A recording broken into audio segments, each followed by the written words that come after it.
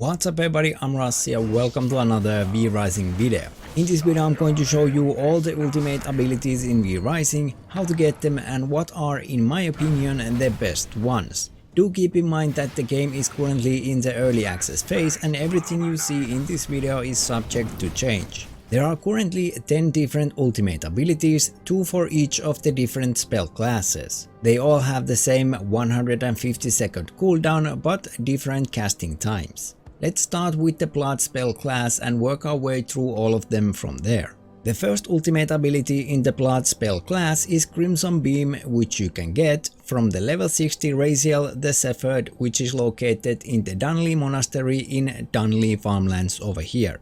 Crimson Beam channels a beam of energy that deals 150% magic damage to enemies hit and heals allies for 100% of your spell power per second for up to 4 seconds. Each target hit heals self for 25% of your spell power. The second ultimate ability of this class is Heart Strike, which you get from the level 64 Wilfred the Werewolf Chief, which you can find in the Gloomgrave village in the northern part of Dunley Farmlands over here. Heart Strike makes you dash forward and strike enemies in a line. It deals 150% magic damage and heals you for 150% of your spell power over 3.5 seconds. A Nova of Blood erupts when the effect ends, dealing 150% magic damage to the victim and nearby enemies. Both of these ultimate abilities are very good because of their life leech abilities, allowing you to heal yourself without the need of spending blood from your blood pool. This allows you to utilize your current blood type longer before having to replenish your blood. Crimson Beam is very good for group content because it will heal your allies also, and Heart Strike is better for soloing content because you can use it like your travel ability, keeping your distance while still leeching life and dealing damage. Next we move on to the Unholy spell class, and the first ultimate ability in this class is actually the last ability you get in the game if you work through the V-Blood carriers in level order. It's the Summon Fallen Angel, which you get from the level 80 Solarus the Immaculate in the Fortress of Light, which is located in the Silverlight Hills over here. Summon Fallen Angel summons a Fallen Angel equal to your gear score to fight for you for 15 seconds. Enemies take damage in the place the Fallen Angel appears, and attacks made by the Fallen Angel inflict amplify that increases damage taken by 25% for 5 seconds. It's a powerful summon, but since you get it so late in the game, you don't have that much use for it because you are already done with all the content in the game, and it's not that good in PvP because enemies can just run away from it and wait for it to despawn.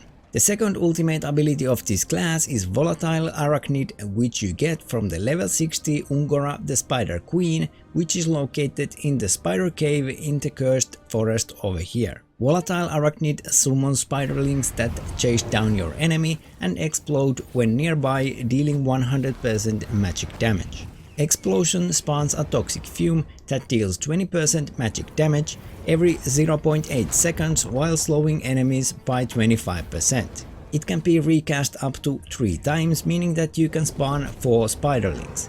After a few seconds of casting the first spiderling, this ability will go to cooldown, so you should just cast all of the spiderlings immediately.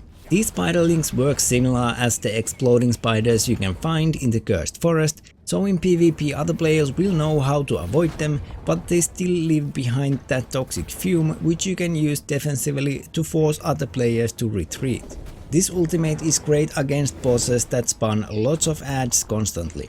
Then we have the Illusion spell class, and the first ultimate ability in this class is Mirror Strike, which you can get from the level 58 Octavian the Militia Captain, which is located in Bastion of Dunley in the Dunley Farmlands. Mirror Strike makes you dash forward and bounce between nearby enemies, striking them for a total of 600% magic damage split across targets within the area over 3 seconds. It also weakens the target hit by 30% for 5 seconds. Afterward you dash towards your aim direction. It can be recast to end the effect early.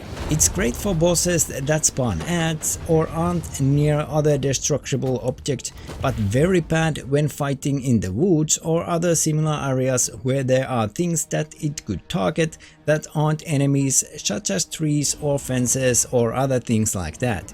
It could be great if it would target only enemies, but since some of the damage might go to a tree next to you, its usage is limited to bosses that are in areas that don't have other such targets. However, you are untargetable during the 3 seconds, which allows you to avoid damage during that time and get your other spells cooldowns ready. I'd say it's very situational, but I did use it against a lot of bosses in the game while I was soloing content. The second ultimate ability is Spectral Guardian, which you get from the level 48 Terra the Geomancer, which is located in the Bedrock Pass in the northern part of Dunley Farmlands over here.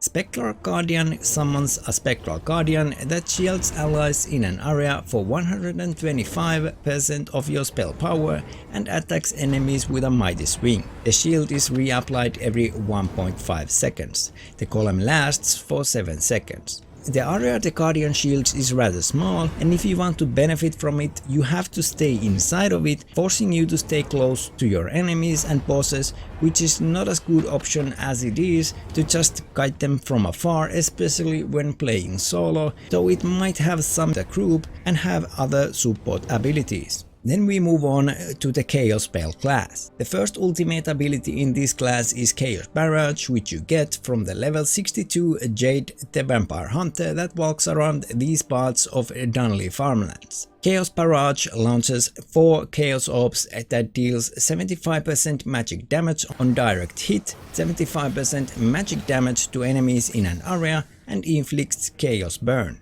This skill can deal massive amounts of damage to a single target if you manage to hit it with all of the orbs.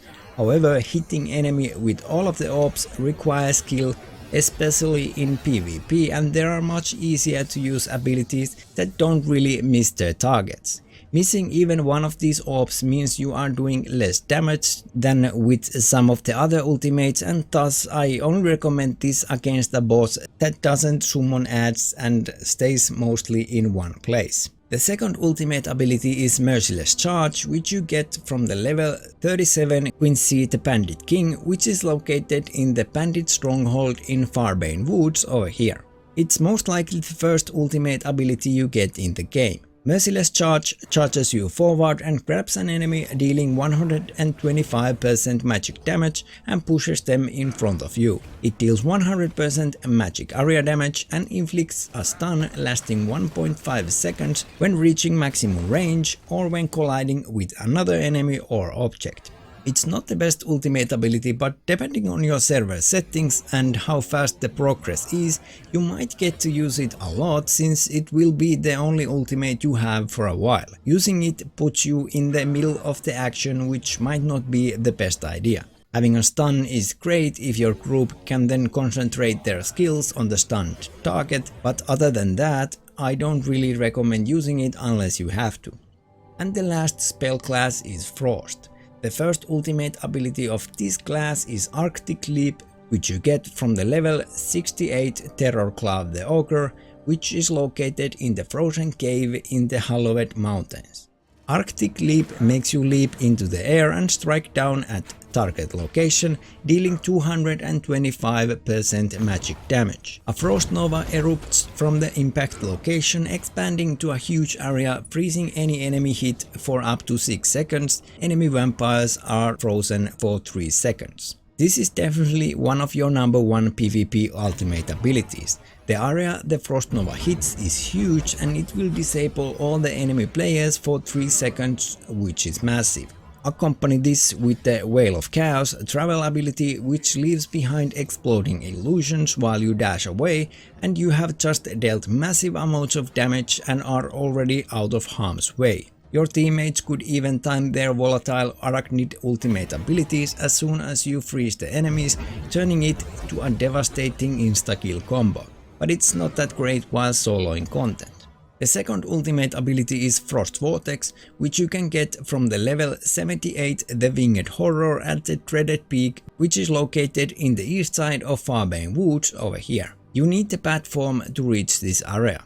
Frost Vortex conjures a frost storm that deals 100% magic damage and pulls enemies towards the center. The storm rages on for 6 seconds, dealing 480% magic damage and inflicting chill on all enemies. Since this ultimate ability inflicts chill, it's best used if you have other frost abilities that also inflict chill, like Frost Bath or Ice Nova, allowing you to freeze your enemies. If you are not using frost abilities, you are wasting one of the main features of this ability, so it's not really worth it without full frost spell build. It's definitely another PvP focused ultimate ability and not that great in soloing content. And that's about it. Every ultimate ability we currently have in V Rising and my opinions about them.